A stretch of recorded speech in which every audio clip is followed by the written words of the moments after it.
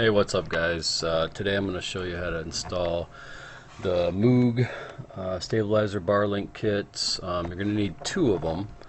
I made the mistake of just ordering one from Amazon, but so you're going to need two. The model number on these is K700539. Only 11 bucks on Amazon for one, so $22 for two. You're going to need the 14 millimeter socket. I used an impact wrench and a pipe wrench, but if you don't have an impact, just use a breaker bar.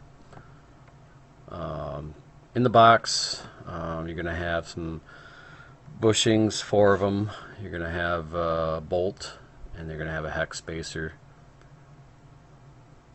and a nut, obviously, to go on the top.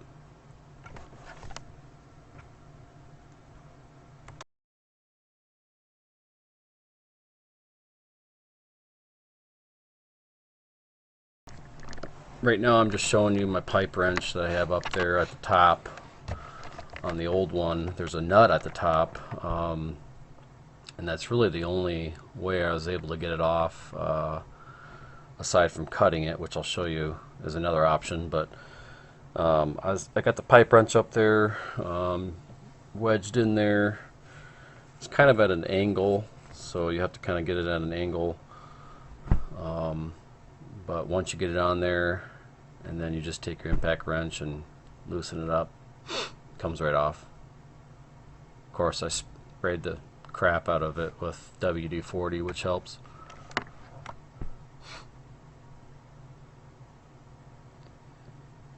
So go ahead and just take everything off, all the old crap out of there.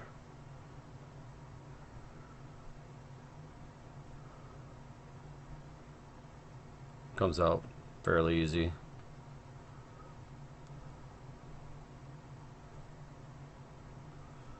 Alright, so installing the new one, you start with one of the bushings with the washer installed already. Put that on. So you slide it on and put the bolt through, and then take another bushing with the washer, slide that over the top. Sorry about the camera angle. Okay, and then take that little barrel hollow thing, put it over the top, put it through the bolt. Okay, and then put another bushing over the top of that. I'll move the camera here in a minute so you can see what I'm talking about. I did use a clamp to kind of move the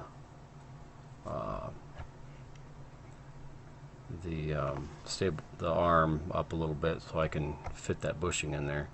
And the last part is that last bushing with the nut on the top already installed. You can get it started.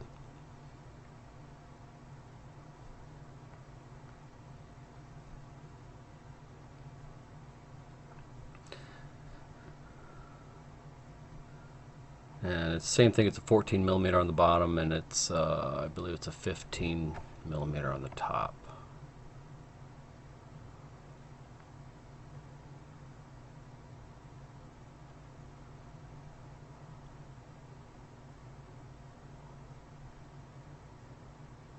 There's the clamp that I used to raise it up a little bit so I can get that bushing in there. I don't have any jack stands or anything like that. I didn't take the tires off.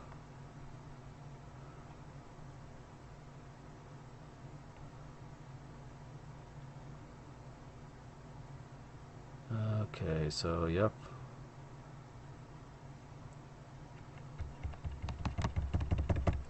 So there you can see that's the top of it. Everything's kind of started already. I got the nut started.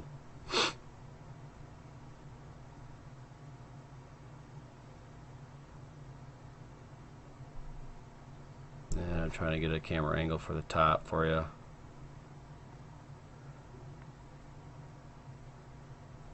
There we go. So that's after I had already hit it with the impact wrench.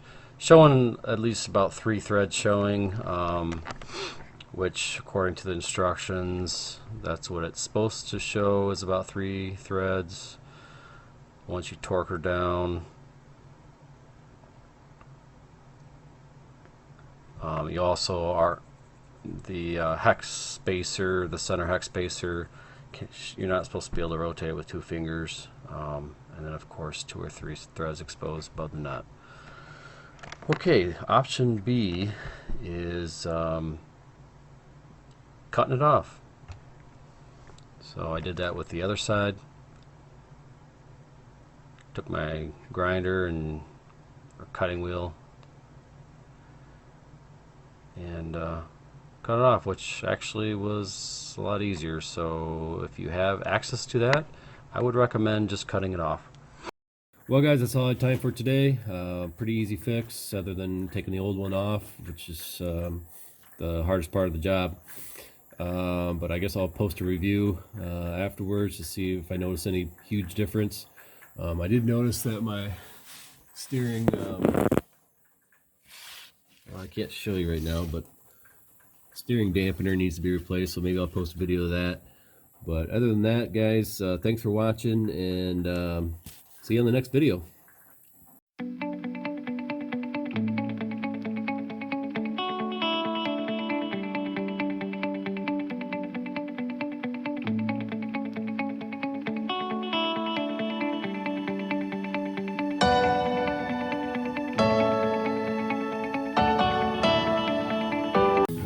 Well guys, that's it. Coming from underneath my Duramax, my lovely. Well guys, that's it. Coming from underneath my lovely Duramax. Takes about like 5 minutes, but I guess I'll wait and see what kind of, I don't know.